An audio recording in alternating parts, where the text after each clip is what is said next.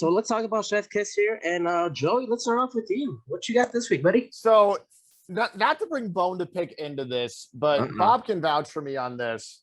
I was going to shock the world and pick the OC opening match as my Chef's Kiss. That's very Wow. What does Chad Mikas do? Chad First thing on the show, he just calls on me to give my thoughts on the OC match. So that was going to be my Chef's Kiss. Bob, can you please vouch for this? That was going to be Chef's Kiss. Chad, this is very true. But Joey, I will give Chad this. He really wanted to know your opinion. He called you out right off the bat. So and that's fine. And I gave my opinion. But my pivoted Chef's Kiss. I'm going back to Old Faithful NXT. Of course. So for those of you that don't watch, there is a character that's been repackaged called Giovanni Vinci. He used to be with Imperium. He was the one that was not called up as Fabian Eichner. His new character is essentially a classic arrogant pretty boy heel, that he's like the finest guy in the world. Vinci, very Italian of him. And so in his entrance, he is a mixture of like a John Morrison style entrance with the slow motion, but instead it's like camera pictures being taken. So it like freezes on him for like 3 seconds, like a photo was just taken. This played into the show because Carmelo Hayes, the NXT North American champion, their mid-card belt, had an open challenge. Very weird of a heel to do that, but he said the next person in this ring with the ref is going to get a match with me. So Vinci comes out and starts to do his whole entrance. When the first or second picture is taken, in the corner of your eye, you see Nathan Frazier, a very young upstart babyface, sprinting behind him as he's posing to get to the ring first and officially get the match. So very silly, funny moment.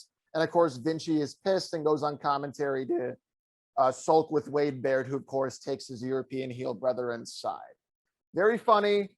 I thought it was just a good way to get as many guys involved as you could for a singles match to build up their characters in a later feud between Vinci and Fraser.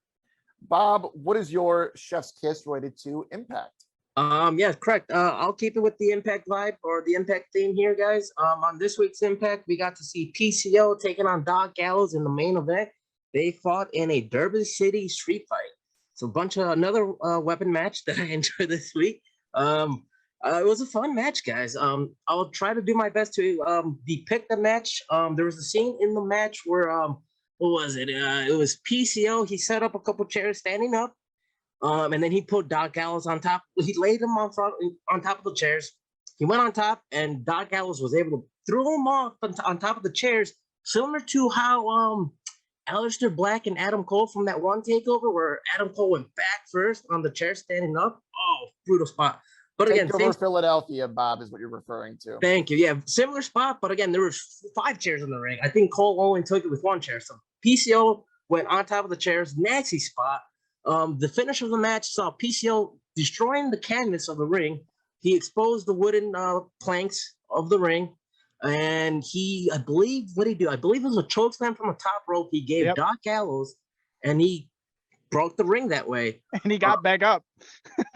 He got back up. Yeah, all right. Yeah, thank you, Chad. He got back up, and I believe the actual finish was like a loaded glove with thumbtacks, and PCO did like a fist drop from the top. It looked shitty. I'll say that. The finish was shitty, but everything else in between was fun. It was a fun Derby City street fight. That was my Chef Kiss. But Joey, we did have a combo for this week. So let's go back to AEW, and it's Eddie Edwards, correct? Eddie Edwards is an Impact, but Eddie Kingston is who we're talking about now.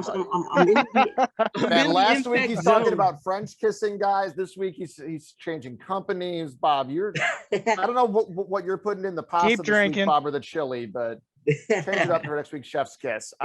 So Eddie Kingston is somebody really before the show even started that could have been a very frequent member of Chef's Kiss, especially during his feud with CM Punk with the promos they had. Something, and it was addressed briefly by Chad, but a little 90-second video into promo with, again, winks and nods to the audience that we all love, was the fact that Sammy Guevara and Tay, by the way, less than a year after he proposed to his other girlfriend, but I won't spend too much time on that. Such a heel. Got married, I believe, in Europe. And so there was a video saying, guess what, folks? Your favorite couple is not here this week because they're off getting married. And at first, when I heard the voice, Bob, I don't know if I was crazy. I almost thought for a second, is that William Regal doing commentary, which would make zero sense. But Bob, did you recognize the voice of this, I think, British guy doing the narration? No, unfortunately, I did not catch that, Joey. No, the fellas, did you guys catch that? Anybody here? I did listen to it, and I will say Joey is kind of correct. I thought it was Regal at first, but I have no It's some fucking Brit. clue. I thought it was a great job, though, to really build up that "we hate you" heel vibe for Sammy and Tay.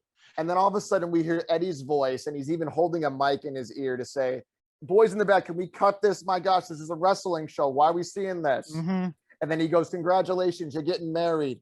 Newsflash, nobody cares. And then he goes on to his own Partner. stuff. Yeah, literally just 90 seconds again to build up the match for the pay-per-view. The contract's in the mail. Sign it, buddy. Don't be a coward.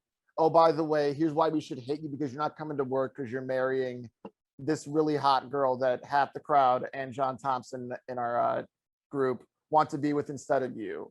You So got a 90 receipt coming. seconds, and so much is accomplished in that 90 seconds. And it's a segment, not a match, which is the epitome of chef's kiss. Bob, anything to add about that Eddie Kingston, not Edwards, promo? Yeah, Eddie Kingston here. I will say this. I don't know if I'm really interested in seeing Eddie Kingston and Sammy at the next paper, guys. I don't know. Is it just me? What do you guys think? What would No. you recommend Eddie do instead, Bob, then? Oh, okay. So he's on the card. Man, I understand they had to pivot with Chris Jericho because I don't think we're gonna get CM Punk. Damn, Joey. Let me get back to you on that one. Again, I would say Chris, but again, I feel like they're gonna use Chris and Moxley for the pay-per-view. I feel like they're gonna do some type of bullshit this coming week. Yeah, let me get back to you on that one, Joey. Sure. Anyone else have comments for our chef's kiss or to add their own before we go to bone to pick? Georgia, see your hand. Go ahead, sir. I just wanted to add on to the whole Eddie Kingston situation, and I want to bring it back to something I said earlier, because originally I had said I didn't want to see Chris Jericho versus Moxley. I will accept Chris Jericho versus Moxley on this condition, that Chris Jericho wins and then drops the title to Eddie Kingston at All Out. That's interesting. That's an interesting thought there, George. Huh? Good hot take. Good hot take. Yeah. You know what? I'm gonna have to sit on that. You know, yeah, maybe. Huh? Eddie could definitely be, I think, like a Mankind Foley, hold it for a month. And Yeah, then lose transitional it. champion. Sean, do you have any other comments on Chef's Kiss? Just one chef's kiss. Triple H. I know I haven't been on for the past couple weeks, and there's been a couple weeks worth of WWE under his command, but damn, he's off to a strong start.